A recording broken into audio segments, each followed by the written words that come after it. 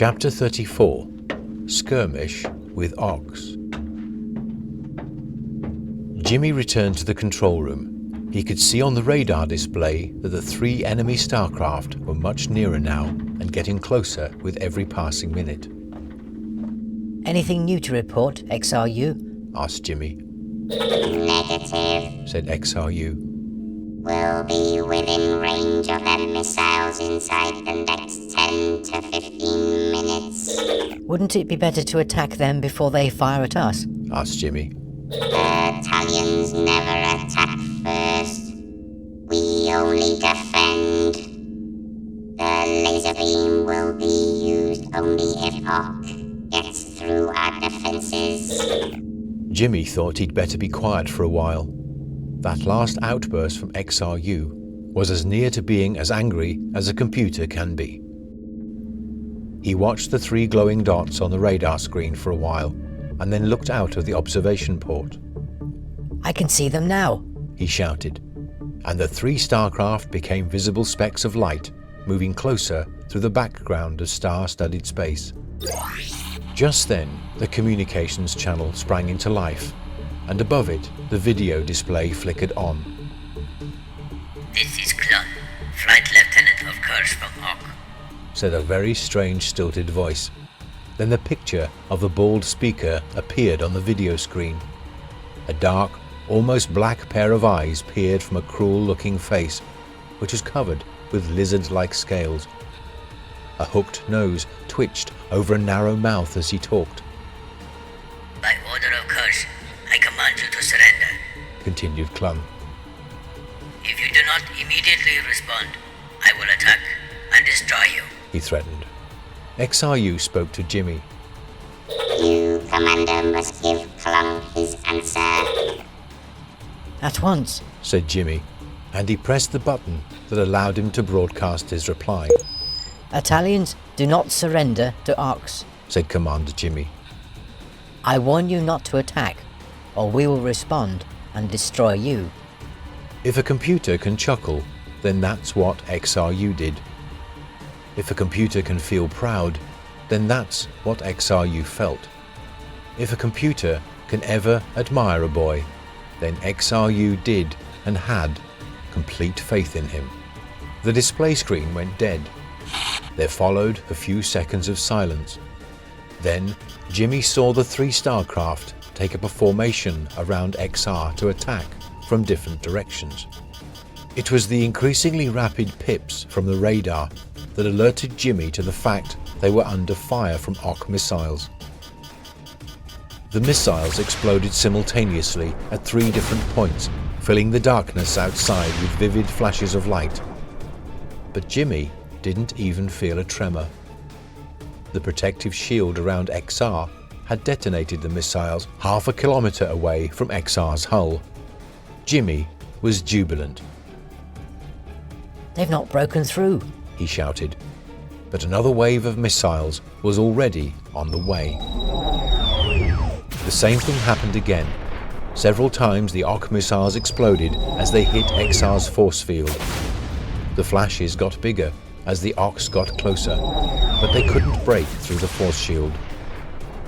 Then the leading Ock starcraft took up a position immediately ahead of XR, clearly visible through the observation port. That's a new tactic. I wonder what they're up to now. Clun again appeared on the screen. Your last chance to surrender, He said. never. Replied Jimmy, and the display screen went dead. Almost immediately, a shaft of blue light was emitted from Clun's craft. It's a laser.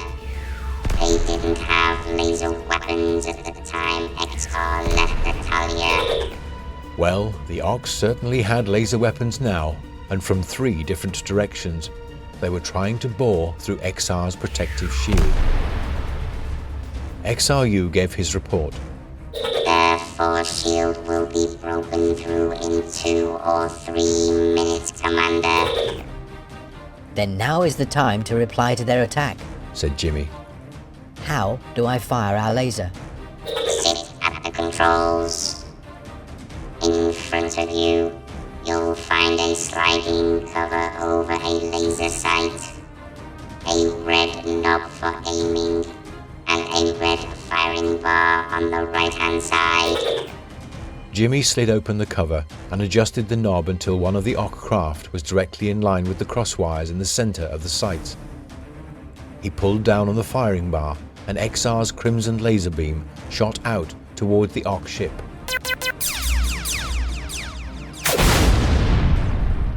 The bright orange fireball that followed was a sure sign that one Ock starship had been completely obliterated.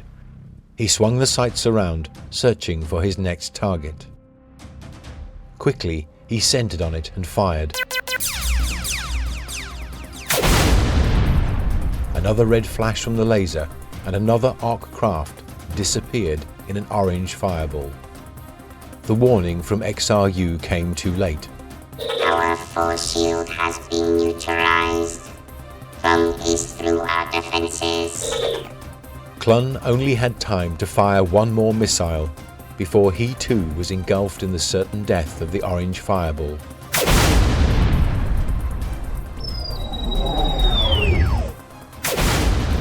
Jimmy had responded quickly, but not quickly enough. He was thrown to the floor by the force of the Ock missile blast, and the sudden rush of escaping air was all around. Quickly, you must get to the life support capsule.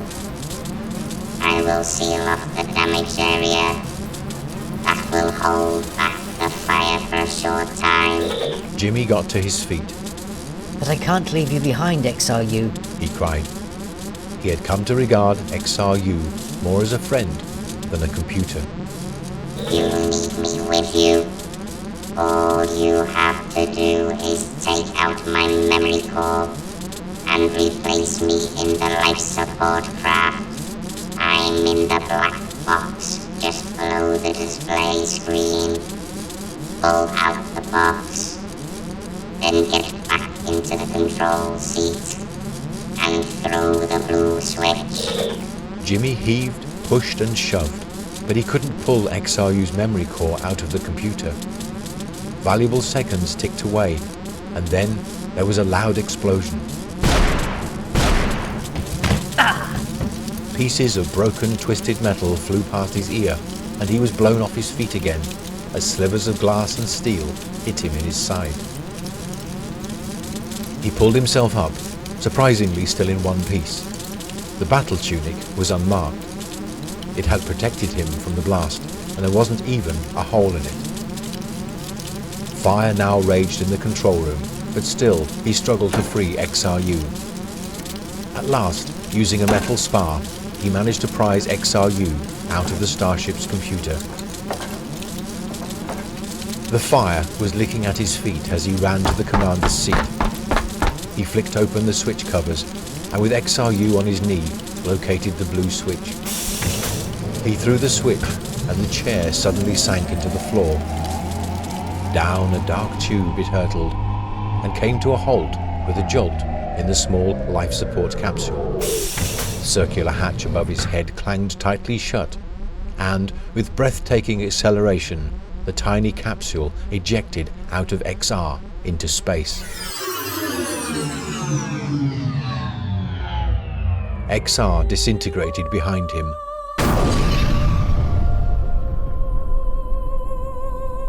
And the blast flung the capsule further into the surrounding blackness of space.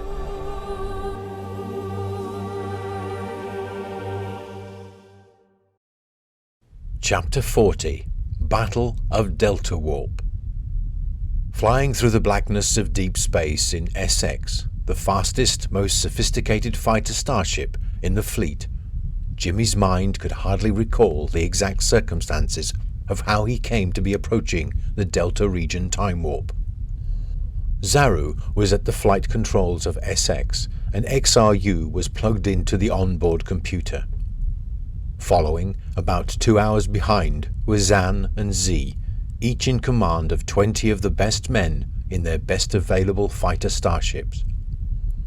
They would be lying in wait for the Ox, and would attempt to pick them off one at a time as they passed through the time warp. Time flew by, and soon Zaru asked Jimmy to prepare SX for the time warp approach. XRU, He called. prepare for the approach to Delta Region Time Warp. Once we're through, bring SX to a safe position and put all systems on alert.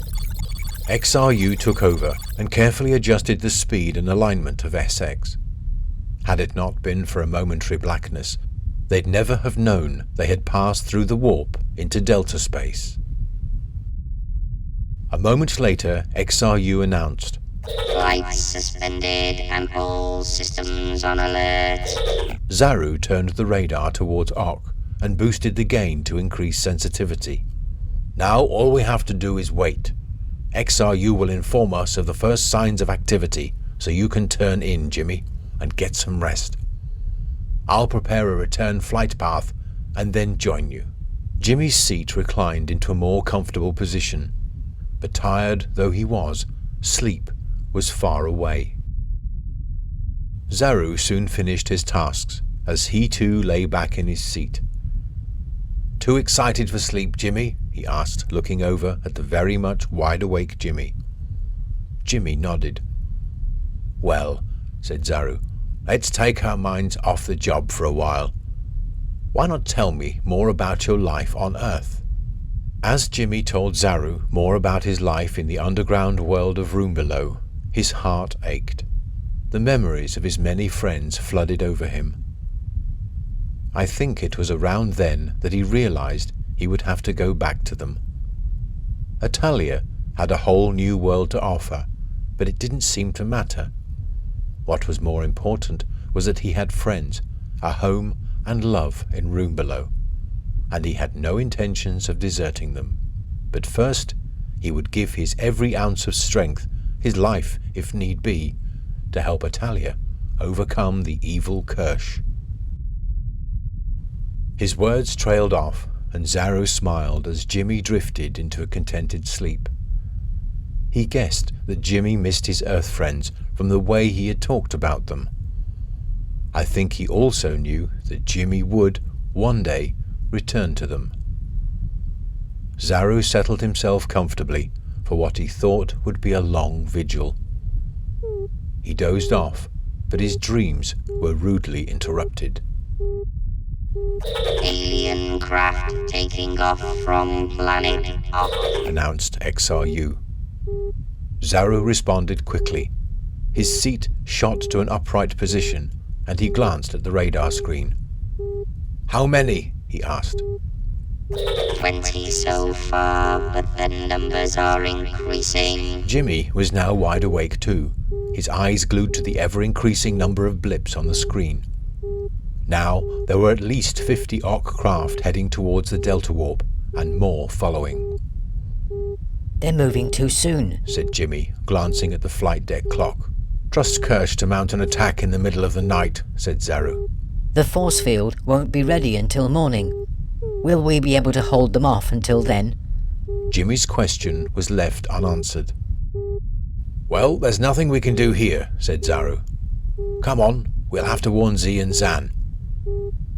Even as Zaru reactivated SX and handed over control to XRU, the radar blips were continuing to grow in strength and numbers. The invasion forces were gathering for the onslaught on Atalia. The instant XRU guided SX through the warp, Zaru was reporting to Z, Zan and Alpha at CHQ. Alpha asked that Z and Zan marshal their command to give Zenu as much time as possible to increase their force field strength. Z lined up his 20 fighter starships around the time warp. Zan's forces spread out like a web to catch any Ock craft that managed to get past Z's first line of fighters. Z's voice crackled on the communication channel. How many Ocks are coming? He asked Zaru. And how long before they reach the warp? By the time we'd got to the warp, there were more than 100 Ocks already airborne. And more were taking off to join them, interjected Jimmy. Estimated time of arrival 0100 hours, confirmed XRU. We have an hour to wait, Z, reported Zaru. I'll warn Zan, said Z. We'll be ready for them. May I advise you to return to Atalia now with Commander General Magellan? You may advise us, but we won't go, said Jimmy emphatically. But Jimmy, pleaded Z. That's all right, Z, said Zaru. We'll take up a safe position behind Zan. We'll act as an observation post, said Jimmy. All right, conceded Z. But keep out of the way of our fighters. They are highly trained professional pilots. They'll not want their tactics disturbed by amateurs. Amateurs indeed, snorted Jimmy. Zaru couldn't help smiling at Jimmy's indignant reluctance to leave the battle area, and he asked XRU to take them to a safe backup position behind Zan. At precisely 1 o'clock in the morning, the first Ark craft emerged through the Delta Warp.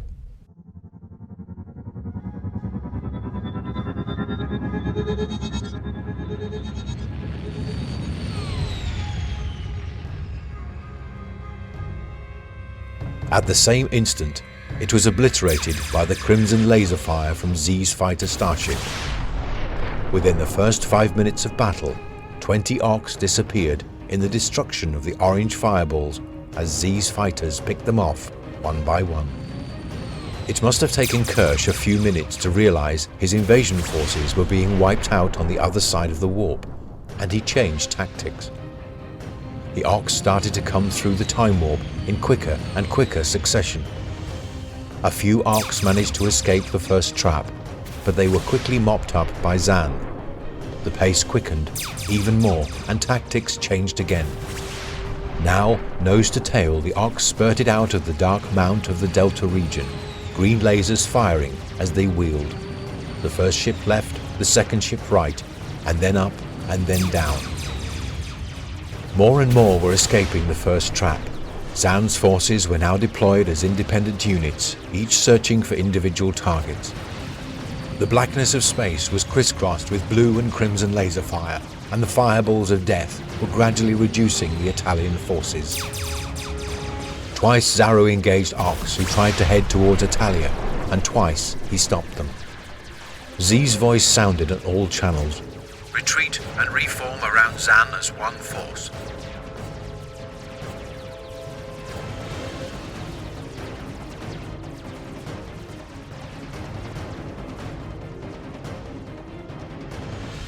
The Italian starfighters extracted themselves from the battle and retreated towards their home. A mere 15 were left. Some 50 Arks were now regrouping to protect the warp, and they were soon joined by more of their forces. Jimmy could see their task was hopeless. He didn't think the field force would be ready in time. He opened the communication channel. This is Jimmy Magellan, he announced. We must delay the Arks for at least half an hour. We are greatly outnumbered, and the only line of defense left is to attack while the Arks think they've beaten us off. Who goes with me? The communication channel almost exploded with the sound of a chord from the other 14 starfighters. I'll lead, said Z. Let's see if we can keep them busy for another 30 minutes. When I sound the attack, we go in together. After the first sweep, it is every man for himself. Alpha will sound general recall the moment he knows we've won him sufficient time to strengthen the force field. When recall comes, make for the base at maximum speed. Any man left outside the force field will have to fend for himself. And now, all remaining forces, attack! In unison, the Italian fighters sped back on their suicidal mission. The Arks were taken completely by surprise, and at least 20 were destroyed by the phalanx of starships led by Z. After the initial burst of scarlet lasers, the Italians broke ranks and weaved their way in and out of the Arks, wreaking total havoc. In the ensuing pandemonium, 10 of the Ark fighters collided with each other, and another 20 or so were destroyed in the dogfights that followed. Jimmy was just a passenger in SX as Zaru expertly skirmished with stray Arks. Jimmy lost count of how many orange fireballs they flew through, and how many blue laser beams narrowly missed SX. On 2 occasions, Zaru had to take prompt evasive action as Arks attacked from the rear. Both Jimmy and Zaru were very much relieved when at last Alpha triggered the general recall to Atalia. XRU took over control and applied maximum acceleration towards base and home. Within minutes, they were joined by the few remaining starfighters. 5. Only another 5 survivors. Zan asked for a roll call. Z did not answer. "Has anyone seen Commander General Z?" he asked. Commander Jano reporting. Came the reply. I saw Commander General Z just before the recall. He was engaging 3 Ox in a skirmish. The last I saw, he was chasing them into deep space. Well, if anyone knows their way about deep space, it's Z. I don't think we need to worry. He'll not be able to make it back through the force field, but I'm sure he'll be all right. And the remaining 5 sped back towards Atalia.